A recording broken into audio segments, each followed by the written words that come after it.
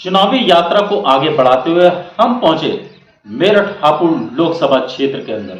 मेरठ हापुड़ लोकसभा क्षेत्र के अंदर मजलूम समाज पार्टी के राष्ट्रीय अध्यक्ष इस समय मेरे साथ हैं और मेरठ हापुड़ लोकसभा से वो प्रत्याशी के रूप में भी हैं लियाकत मुस्लिम साहब।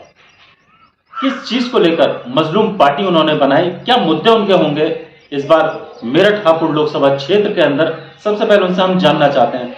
लियाकत साहब, जानना चाहूंगा कि जिस तरीके से आपने मजलूम समाज पार्टी को बनाया, क्या मुद्दे थे? जब मैं इसमें कहीं किसी फंक्शन में जाता था तो वहाँ मुस्लिम समाज के लोग खास तौर से एक ही बात करते थे कि अब तो कोई पश्चिमी उत्तर प्रदेश में अपनी पार्टी हो, अपना झंडा हो, अपना उत्तर प्रदेश का भला करा, देश का भला करा। तो मेरे में नई ऊर्जा, इस बात से नई ऊर्जा और उमंग पैदा हुई। फिर मैं 10 जिलों के लोगों से मिला जो मेरे मिलने जुलने वाले थे और मेरठ में फिर मैंने ये पार्टी का गठन। आपने जो है लोगों पे होते अत्याचार को उठाने के लिए, उनकी आवाज को दबेना, उस चीज को आपने उठाने के लिए आपने ये पार्टी का गठन करा। एक पॉइंट और भी था जी, उसमें मैं देख रहा था जो भाजपा है, भाजपा तो मुसलमानों के खिलाफ बोलती है, भाजपा के नेता, कुछ नेता अच्छे भी हैं उसमें और कुछ हर तरह के आदमी होते हैं। तो इनके मंचों पे मुसलमान नेताओं को जलील करा गया। तो जब जलील करा गया तो मैंने सोचा क्यों ना एक ऐसा मंच दे दिया जाए मुसलमान को पश्चिमी उत्तर प्रदेश में कि इनका झंडा हो, इनका डंडा हो, इनका मंच हो, ये कहीं दरी बिछाने वाले ना रहें और दरी भी बिछावे, मंच भी सजावे तो अपने लिए सजावे, गैरों के लिए ना सजावे। अच्छा, एक चीज और देखी गई है, जिस तरीके से आप कह रहे हैं कि मजलूम समाज पार्टी जो है मुसलमानों के हित के लिए काम करेगी और समाज के हित के लिए काम करेगी, एआईएम भी तो वही काम कर रही है, लेकिन कहीं ना कहीं एआईएम के खिलाफ भी लोग ये कहते हैं कि वो भी भाजपा से जुड़ी हुई है और इस तरीके से वो काम कर रही है।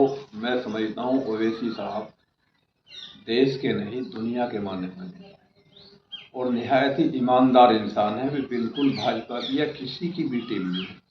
अब जो लोगों की अपनी जबान है, कोई कुछ कह दे, कोई कुछ कह दे, असल में उसमें ना लोगों की गलती है, ना आपकी, ना हमारी। समाजवादी पार्टी या सेकुलर दल जो होते हैं, जनता, ये क्या क्या बोलते हैं, लोक दल, बसपा, कांग्रेस, इन्होंने मुसलमानों में तितर पाड़ा।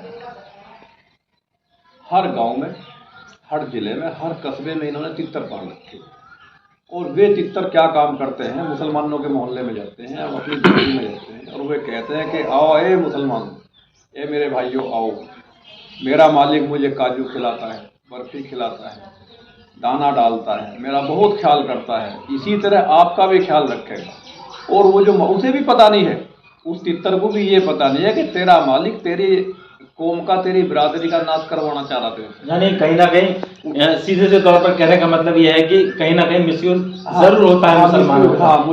मिसयूज हो रहा है और फिर वो जाल लगाए बैठता, वो हवाएं लगाता कि आओ मेरा मालिक मुझे काजू बादाम खिलाता है और वे जाल में फंस जाते। फिर उन तितरों को जो पकड़े जाते हैं, तितर यानी जो हमारे निर्दोष मुस्लिम जो पकड़े जाते, जेल चले जाते, जिनका एनकाउंटर हो जाता, उस तितर को उनका ये भी पता नहीं लगता कि इन तितरों का जो जाल में फंसे क्या हो। यानी इसी विचारधारा को लेकर आपने मजलूम पार्टी ज्वाइन करी। 2024 के मुद्दे मैं जानना चाहूंगा आपसे, क्या मेरा मुद्दा? पहली बात तो यो कि मैं हैसियत से ज्यादा बड़ी बात नहीं करना चाहता।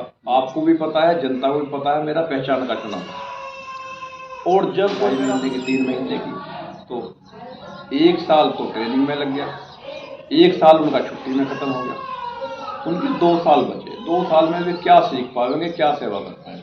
यानी उनका भविष्य वो 4 साल करके निकलेंगे तो क्या लगता है आपको, जब पहले से और लोग भर्ती नहीं हो पाए, क्या ये लोग भी भविष्य बना पाएंगे? हाँ, भविष्य मुझे लग नहीं रहा, भविष्य अधर्म है। 10 साल होनी चाहिए, यानी ये है कि 10 साल होनी चाहिए, 10 साल होनी चाहिए तो ज्यादा से ज्यादा। सीधे तौर पर साहब जिनका साफ कहना है कि मेरठ हापुड़ लोकसभा की उन्होंने चीजों को, समाज पार्टी का उन्होंने बताया कि किस तरीके से वो समाज के हित में काम करने की वो इच्छा जाहिर है। हमारे साथ मजलूम समाज पार्टी से लियाकत मुस्लिम साहब, जिनके विचार को आपने बहुत तरीके से आप अवगत हुए।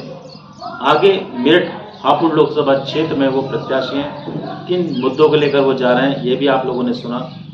आगे हम इसके बाद आपको तीसरी कड़ी के अंदर लिए चलते हैं आपको मुजफ्फरनगर लोकसभा में, जहां हम किसी ना किसी शख्सियत से आपको मिलवाएंगे जरूर। कैमरा पर्सन मिलन वर्मा के साथ आरिफ खान, न्यूज़ हेडलाइंस।